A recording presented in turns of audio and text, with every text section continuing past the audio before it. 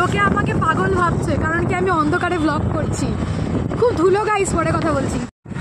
এই যে আমার সঙ্গী সাথীরা আসছে, বিশাল লাইন, বল কত বড় লাইন, অনেক লাইন, অনেক লাইন গাইস। জানি না যাবো নাকি, আধা রাস্তা গিয়ে ফেরতও আসতে পারি গাইস, তাই না দাদা? বলো, আধা রাস্তা গিয়ে ফেরত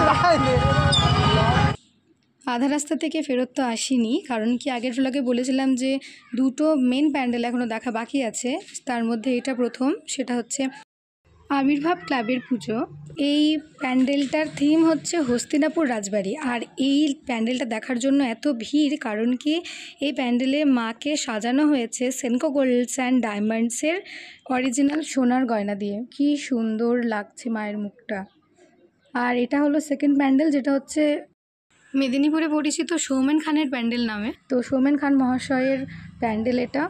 এখানেও ঠাকুরটার মুখটা এত মিষ্টি লাগছে।